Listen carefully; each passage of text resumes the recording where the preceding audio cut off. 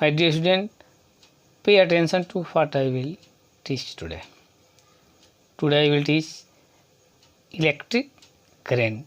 So welcome to all of you on my YouTube channel science tutorial. मेरे YouTube channel science tutorial पर आप सब लोगों का स्वागत है।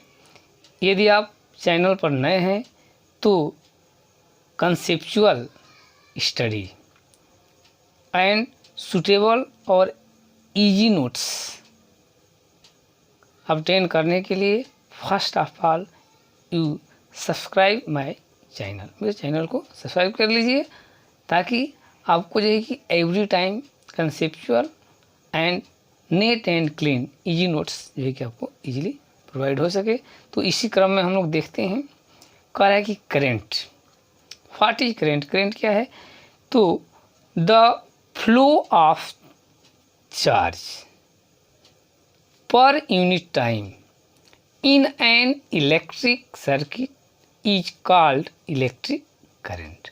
कर किसी भी इलेक्ट्रिक सर्किट में जो चार्ज फ्लो होता है अकॉर्डिंग टू टाइम और the ratio of flow of charge in an electric current is called electric current. कह रहा है कि टाइम के अकॉर्डिंग किसी भी सर्किट में चार्ज के फ्लो होने के रेशियो को क्या बोलते हैं? इलेक्ट्रिक करंट बोलते हैं। तो flow of charge per unit time, time के अकॉर्डिंग किसी भी सर्किट में जो चार्ज फ्लो होता है उसी रेशियो को क्या बोलते हैं? करंट कहते हैं। It is denoted by letter I. इसको लेटर आई से हम डिनोट करते हैं। करंट को कैसे डिनोट करते हैं भाई? लेटर आई से। तो किसी भी सर्किट में जो चार्ज फ्लो होता है तो टाइम के अकॉर्डिंग, पर यूनिट टाइम के अकॉर्डिंग कितना चार्ज फ्लो हुआ उसी के रेशियो क्या बोलते हैं हम लोग? करंट बोलते हैं। और करंट को आई से डिनोट करते हैं। कह रहे कि if Q is the charge which flow through a conductor in time T. कह रहा है कि क्यू चार्ज किसी कंडक्टर में टी टाइम के लिए फ्लो कर रहा है। कितना? क्यू चार्ज किसी कंडक्टर में टाइम टी के लिए फ्लो कर रहा है। सच दैट, इस प्रकार, I is the current then, तो उसमें आई करेंट फ्लो हो रही है। किसी कंडक्टर में क्यू चार्ज टी समय के लिए फ्लो कर रहा है तो उसमें करंट आई जो है कि फ्लो हो रही है। कितना charge? Q coulomb charge T समय के लिए किसी कंडक्टर में फ्लो हो रहा है। तो जो इस प्रकार फ्लो हो रहा है कि इसमें जो करंट हो रही है वो क्या हो रही है? आई हो रही है। तो हम कैसे लिखेंगे? तो करंट इक्वल क्या होता है? Rate of flow of charge equal Q by T और I equal Q by T. क्योंकि rate of flow of charge he current होता है तो करंट को आई से इंडिकेट कर दिए। तो आई इक्वल हो जाएगा flow of charge by time taken, तो हो जाएगा I equal Q by T. Clear? और इसी ऑर्डर में हम लिखते हैं। कह रहे हैं कि the current is measured by an ammeter in the circuit. किसी भी सर्किट में करंट को एमीटर से मेजर करते हैं। The current is measured by an ammeter in the circuit. Circuit में हम किससे मेजर करते हैं? तो एमीटर से करंट को मेजर करते हैं। क्लियर? कह रहा है कि it is connected in series in the circuit. अब एमीटर को किसी भी सर्किट में हम सीरीज में क्या करते हैं? उसको कनेक्ट करते हैं। तो करंट कैसे मेजर करते हैं मेरे प्यारे बच्चों बताइए? तो एमीटर से, और एमीटर को सर्किट में कैसे जो है कि हम जोड़ते हैं? तो सीरीज वाइज। कह रहा है कि the unit of electric current is ampere. Electric current का जो यूनिट होता है वो एम्पियर होता है। क्या होता है? एम्पियर होता है।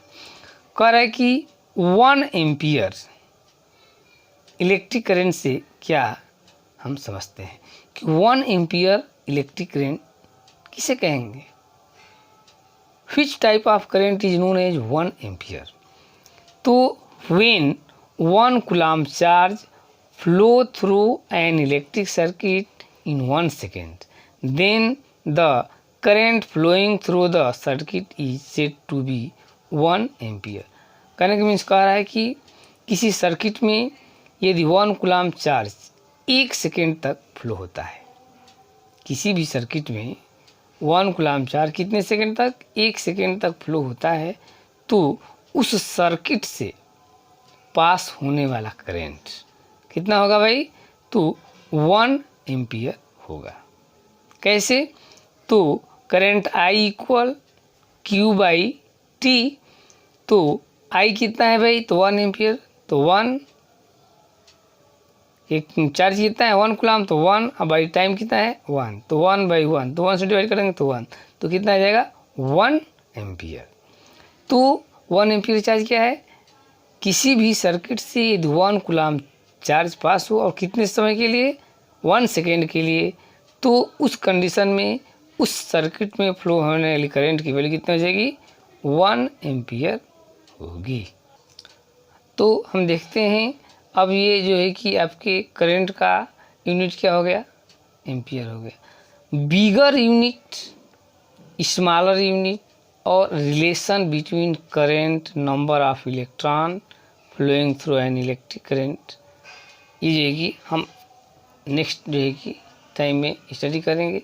तो क्या है भाई, bigger unit of current, current के बिगर यूनिट्स क्या है, smaller unit of current, current की स्मॉलर यूनिट क्या है भाई, तो बिगर यूनिट में है कि 1 किलो एम्पियर, के ए, शॉर्टकट में क्या लिखते हैं, के ए, तो 1 किलो एम्पियर मतलब कि 1 K A equal 10 power 3 ampere, means 1000 ampere.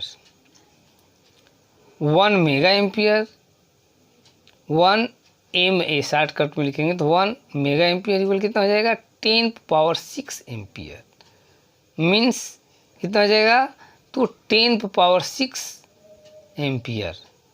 ठीक है, इसको हम लिख सकते हैं 1,000,000 एम्पियर, इतना लिख सकते हैं।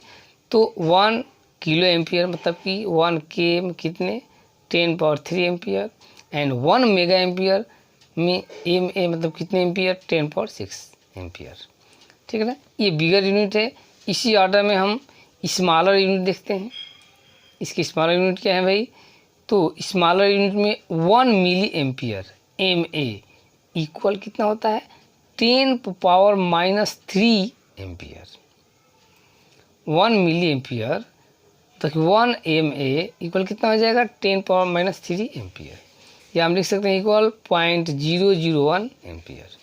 Just like 1 micro ampere equal mu A, 1 micro ampere mu A equal क्या हो जाएगा, तो 10 पावर -6 एम्पियर, मीन्स कितना, 0.00001 एम्पियर। क्लियर। अब कह रहा है कि relation between current, number of electrons flowing through an electric circuit and time. तो हम ऑलरेडी जानते हैं, we know that I equal क्या होता है भाई, क्यू बाई टी। स्टडी किए हम लोग, I equal Q by T. तो if an electron flow through an circuit such that charge 1 each electron is E, then कह रहा है किसी सर्किट में एन इलेक्ट्रॉन फ्लो कर रहा है, कितने, on each electron in, charge कितना है ई है, तो हम कैसे इसको इंडिकेट कर सकते हैं भाई, तो क्यू इक्वल क्या लिखते हैं हम, n into e. Clear, Q equal n into e, और आई इक्वल, अब क्यू की वैल्यू यहाँ से क्यू की वैल्यू उठा करके यहाँ पर रख देंगे N into E by T. तो ये रिलेशन हो गया current I, number of electron N, and ये टाइम टी में। अब नेक्स्ट टॉपिक हम लोग देखते हैं। हमारा नेक्स्ट टॉपिक है पोटेंशियल डिफरेंस। क्या है, व्हाट इज पोटेंशियल डिफरेंस। तो कह रहा है कि the amount of work done in moving a unit positive charge from one point to another point in an electric field is called potential difference. कह रहा है कि the amount of work done, किया गया कार्य की वह मात्रा, the amount of work done, किए गए कार्य की वह मात्रा in moving a unit positive charge from one point such to another point in an electric field is called potential difference. किसी भी इलेक्ट्रिक फील्ड में यूनिट पॉजिटिव चार्ज को one point to other point यदि हम carry करते हैं तो जो वर्क डन करना पड़ेगा, जो वर्क डन होगा उस वर्क डन की वैल्यू को दोनों पॉइंट के बीच में पोटेंशियल डिफरेंस कहते हैं। कह रहा है किसी कंडक्टर में हम यूनिट पॉजिटिव चार्ज को one place to other place carry करते हैं तो जो वर्क डन होगा उस वर्क डन के वैल्यू को, अमाउंट को उन दोनों पॉइंट के बीच में क्या बोलते हैं, पोटेंशियल डिफरेंस कहते हैं। ठीक है ना। तो पोटेंशियल डिफरेंस क्या है भाई, the amount of work done in moving unit positive charge from one point such to another point in a electric field is called potential difference.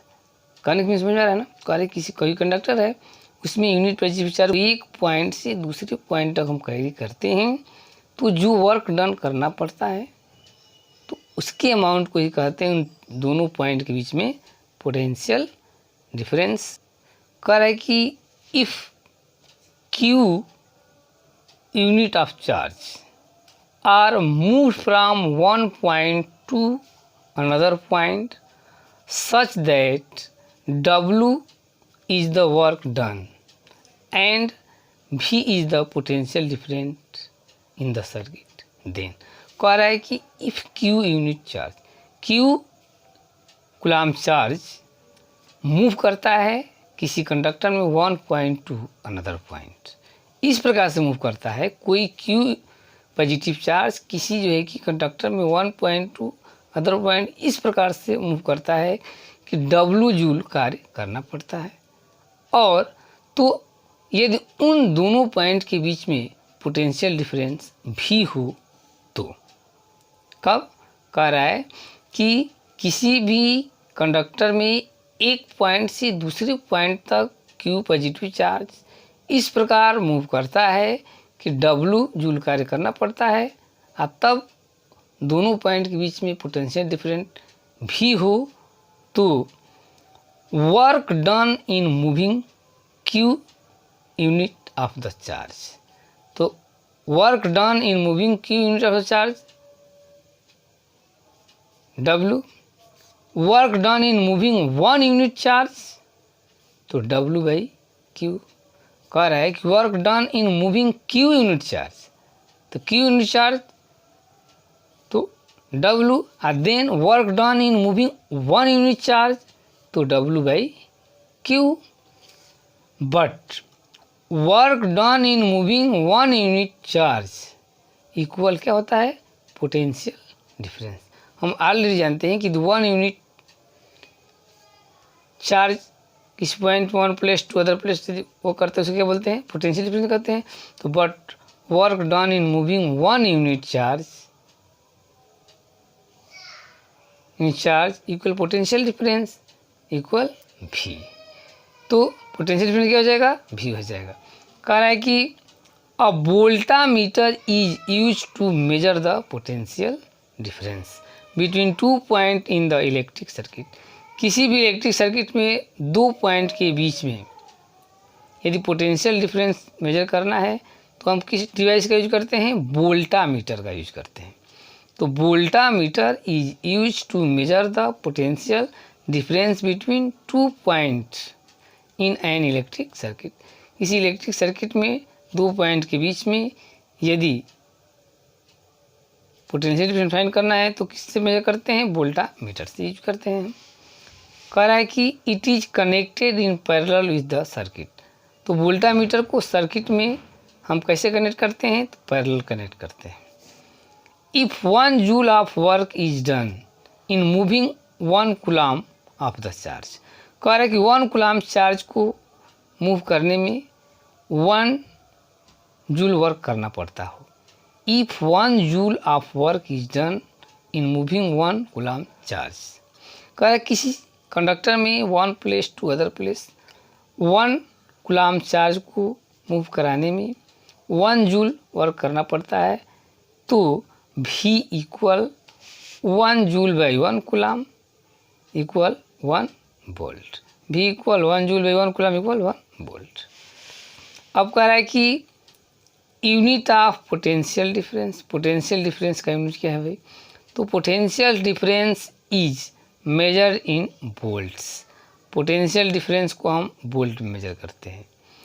When 1 joule of the work is done in moving 1 coulomb of charge from one point to another point in an electric field, then potential difference between these point is 1 volt। कह रहा है कि 1 volt potential difference कम होगा। तो unit positive charge को किसी conductor के 2 point के बीच में 1 कूलम चार्ज को 1 पॉइंट टू अदर पॉइंट जो है कि ले जाने में 1 जूल वर्क करना पड़ता है। तो उन दोनों पॉइंट के बीच में पोटेंशियल डिफरेंस 1 वोल्ट होगा। कह रहा है कि when 1 joule of the work is done, कब यदि 1 जूल वर्क डन करना पड़े, कब, जब 1 कूलम चार्ज को किसी कंडक्टर में 1 प्लेस टू अदर प्लेस ले जाते हैं तो उस चार्ज को ले जाने में 1 जूल कार्य करना पड़ता है। तो उस कंडक्टर के दोनों पॉइंट के बीच में पोटेंशियल डिफरेंस कितना हो जाएगा, 1 वोल्ट होगा। ठीक है ना। अब तो नेक्स्ट, अब इससे related potential, electric potential, potential difference and electric charge से रिलेटेड कैलकुलेशन को हम लोग स्टडी करने के लिए अब नेक्स्ट वीडियो में हम लोग मिलेंगे। ठीक है ना।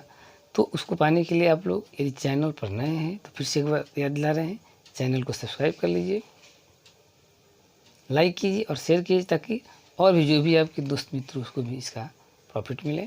थैंक्स।